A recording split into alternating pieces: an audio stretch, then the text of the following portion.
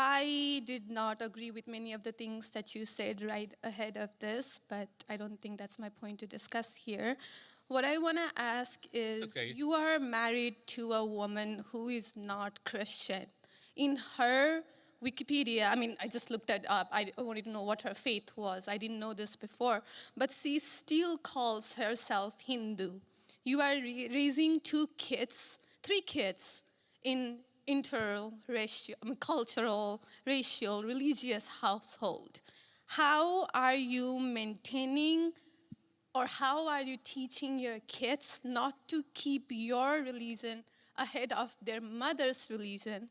Or how are you teaching them that your kind, they're that kind who got here just few years or few decades ago is different or is better than your mom's kind who got here just a generation before? How are you balancing that? And when you talk about too many immigrants here, when did you guys decide that number? Why did you sell us a dream? You made us spend our youth, our wealth in this country and gave us a dream. You don't owe us anything. We have worked hard for it. Then how can you, as a vice president, stand there and say that we have too many of them now and we are going to take them out to people who are here rightfully so by paying the money that you guys asked us? You gave us the path, and now how can you stop it and tell us we don't belong here anymore? And one more thing. Do you have to There's be... a lot there. I don't know if I'm going to remember all this, but I will try. I'm sorry. I had to say all of this, and please take it with due... I'm saying all of this with due respect. Go ahead. Please. I have no intention of causing a scene here or anything, but... We're not close to causing a scene, don't worry. But we talked about Christianity, all of this. I'm not even Christian, and I'm here standing to show support. Why are we making Christianity one of the major things that you have to have in common to be one of you guys, to show that I love America just as much as you do? Why is that still a question? Why do I have to be a Christian? Okay, so there was a lot there, and I'm going to try to respond to as much of it as I can. So on the question of immigration, so first of all, I can believe that we should have lower immigration levels, but if the United States passed a law and made a promise to somebody, the United States, of course, has to honor that promise. Nobody's talking about that. I'm talking about people who came in violation of the laws of the United States of America, and I'm talking about in the future reducing the number of people. Sorry, what? May I continue on that? Because when you just said you are not stopping with the people who came here legally, right? But you are pushing out policies that hurt us. And these policies are not even solving the problems. These policies are just creating chaos. No, ma'am. Okay, so again, I'm gonna finish answering the question, and then if I've answered all 9 of your questions in less than 15 minutes, then we can keep on going. We got to have a little fun, right? So here's the thing. I can believe that the United States should lower its levels of immigration in the future, while also respecting that there are people who have come here through lawful immigration pathways that have contributed to the country. But just because one person or 10 people or 100 people came in legally and contributed to the United States of America, does that mean that we're thereby committed to let in 1 million or 10 million or 100 million people a year in the future? No, that's not right. We cannot have, I'll go and finish, we cannot have an immigration policy where what was good for the country 50 or 60 years ago binds the country inevitably for the future. There's too many people who want to come to the United States of America, and my job as vice president is not to look out for the interests of the whole world, it's to look out for the people of the United States.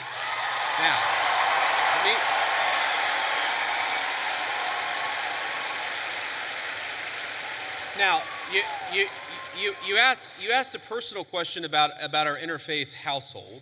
And yes, my wife did not grow up Christian. I think it's fair to say that she grew up in a Hindu family, but not a particularly religious family in either direction. In fact, when I met my wife, we were both, I would consider myself an agnostic or an atheist, and that's what I think she would have considered herself as well. You know, everybody has to come to their own arrangement here. The way that we've come to our arrangement is she's my best friend. We talk to each other about this stuff. So we decided to raise our kids Christian. Our two oldest kids who go to school, they go to a Christian school. Our 8-year-old did his first communion about a year ago. That's the way that we have come to our arrangement. But, thank you. My 8-year-old was also very proud of his first communion. Thank you, guys. I'll tell him that Old Miss wishes him the best. But I think everybody has to have this own conversation when you're in a marriage. I mean, it's true for friends of mine who are in Protestant and Catholic marriages, friends of mine who are in, atheist and Christian marriages. You just got to talk to the only advice I can give is you just got to talk to the person that God has put you with, and you've got to make those decisions as a family unit. For us, it works out. Now, most Sundays, Usha will come with me to church. As I've told her, and I've said publicly, and I'll say now in front of 10,000 of my closest friends, do I hope eventually that she is somehow moved by the same thing that I was moved in by church? Yeah, I honestly do wish that, because I believe in the Christian gospel, and I hope eventually my wife comes to see it the same way. But if she doesn't, then God says everybody has free will, and so that doesn't cause a problem for me. That's something you work out with your friends, with your family, with the person that you love. Again, one of the most important Christian principles is that you respect free will. Usha's closer to the priests who baptized me than maybe I am. They talk about this stuff. My attitude is you figure this stuff out as a family, and you trust in God to have a plan, and you try to follow it as best as you can, and that's what I try to do. I want to make a final point.